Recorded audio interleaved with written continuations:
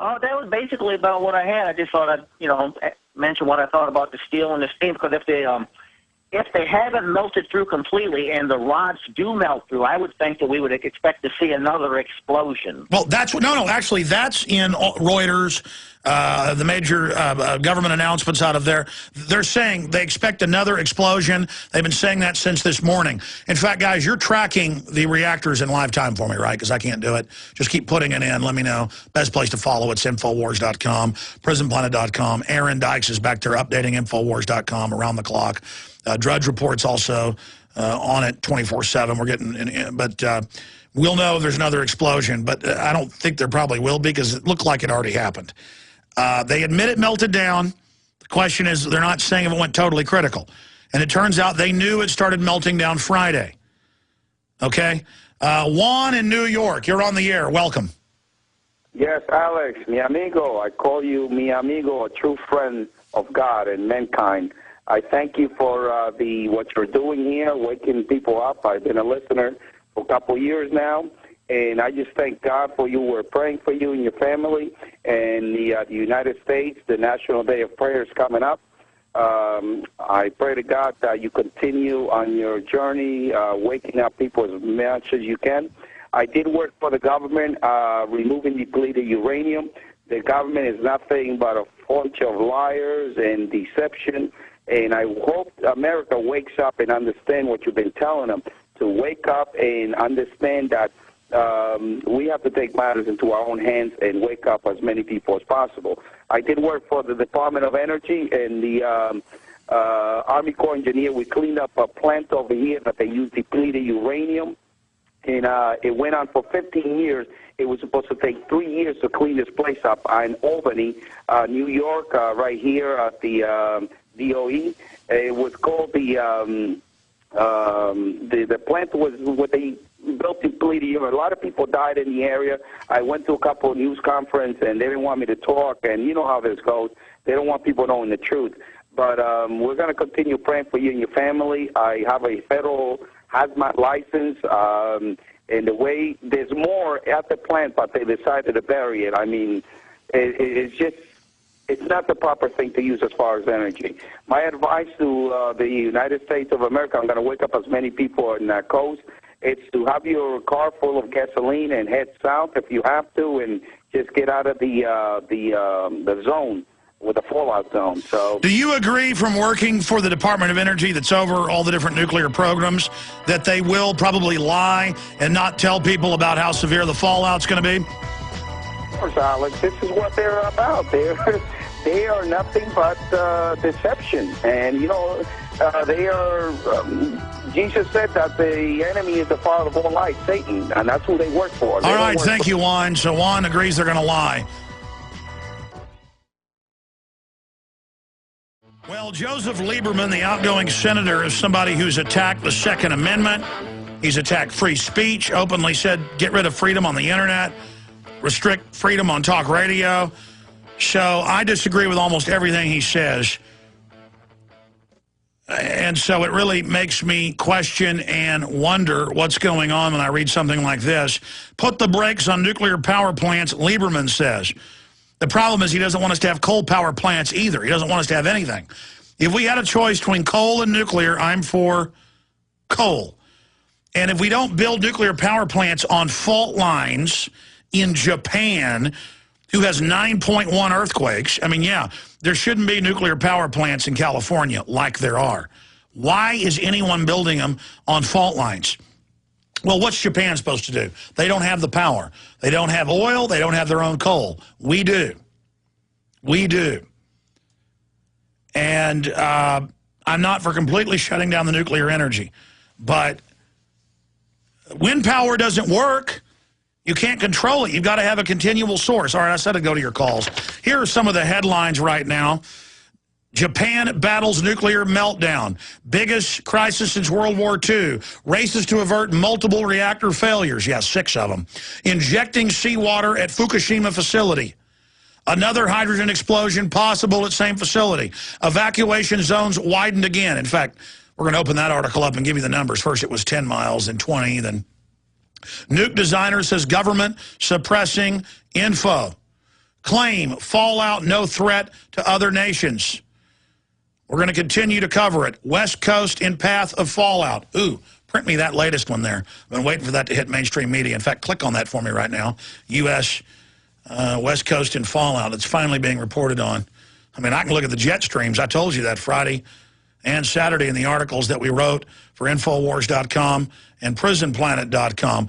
While we're waiting for that to load, let's go ahead and talk to Jose in Hawaii. Hawaii actually got hit by some of the tsunami, but luckily it didn't cause too much damage Friday. Jose, welcome. Oh, no, Josh. We already talked to Jose and Juan. Josh in Hawaii, you're on the air. Hey, how's it, Alex? It's a real pleasure to talk to you. Thank you so much for what you do, your crew there.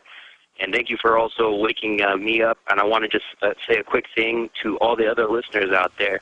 If you are just listening to this information and not doing anything about it, and I'm not talking about just this crisis, but everything that comes out through these channels, and you are not doing anything, then you're wrong. Because it's one person to another person to another person.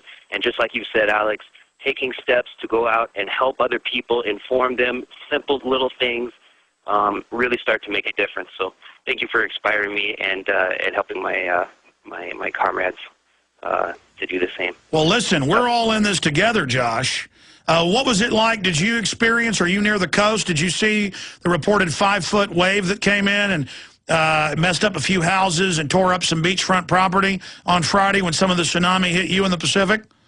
Yeah, it was pretty trippy, and that's actually one of the things I wanted to talk about. Fortunately, obviously, you know, the worst was not had, but I was actually in class, and they went ahead and said, hey, we got to evacuate, there's a tsunami warning, and just as a lesson for everybody, you know, I live like a mile away. My class is downtown, it's you know, near the water, and I live like a mile away, so just driving back that little distance, there were like traffic jams up and down the streets trying to get gasoline.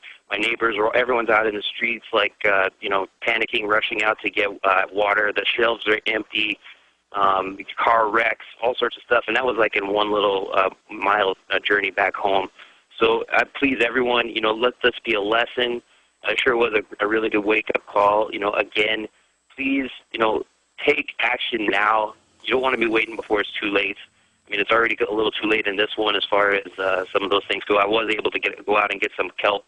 All the potassium iodide was sold out, but I got some kelp, and I think that'll be, you know, good. But yeah, it's been a little crazy, but obviously nothing like what Japan has had. But if I could just say one more thing, Alex. Sure, and then I got to jump because I got to get to everybody, Josh. Okay, thanks very much. Last thing, people, please take. I cannot believe the mainstream media. The first, I could not find an article.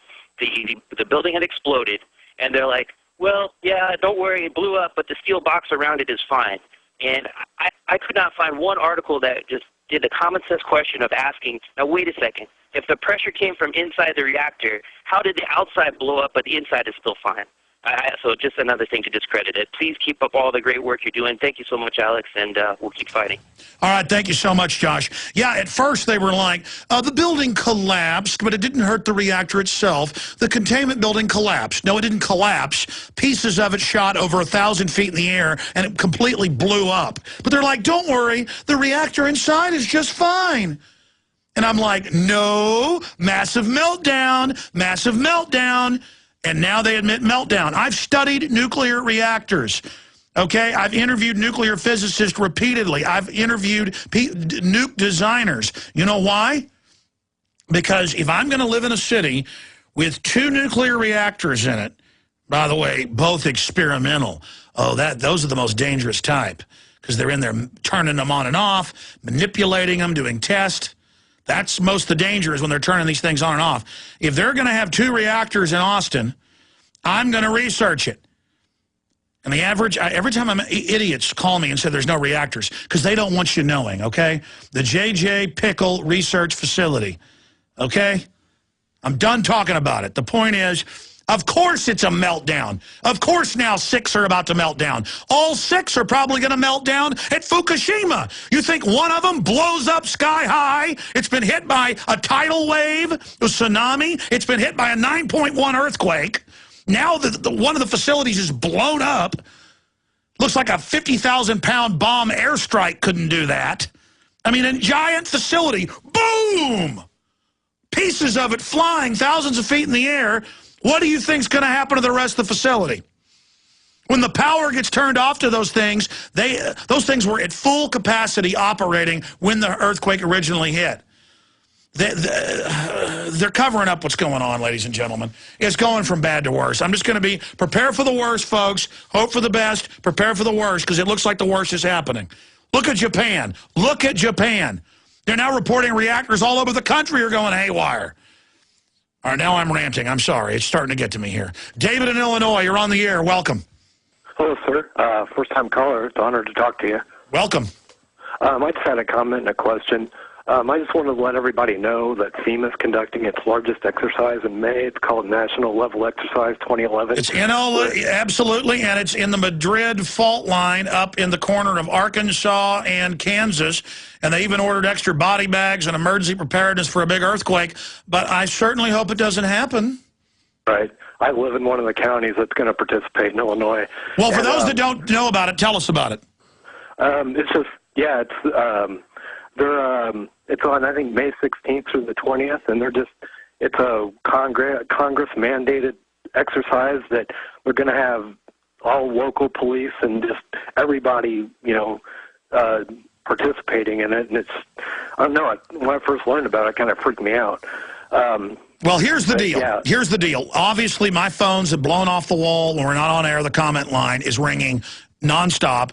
I'm getting hundreds of emails a day that I see, comments all over Infowars.com and PrisonPlanet.com saying, Alex, why aren't you talking about the fact that HAARP could have done this? Yes, the U.S. government's looked into earthquake weapons. Yes, HAARP is involved. I've interviewed the director of HAARP on air. Yes, they can create earthquakes. That's even in Haaretz. The Israelis have studied putting nukes down mine shafts to create them. In the 50s, the U.S. government looked at it. That's mainstream news. But the sun and the moon manipulate our tides and our magnetic field. Japan's always had real earthquakes. They just didn't have nuclear reactors there, 500 years ago when they were having, giant earthquakes. So this stuff happens. And so I just can't say it's the government because even though Secretary of Defense Cohen, and when we come back, Secretary of Defense Cohen warned of earthquake weapons. This was in April 28th, 1997, Army Times. And he said, yes, our government and other governments have tectonic earthquake weapons. So we have to look at that. But Mother Nature's got her weapons, too. And believe me, they're bigger than the globalist.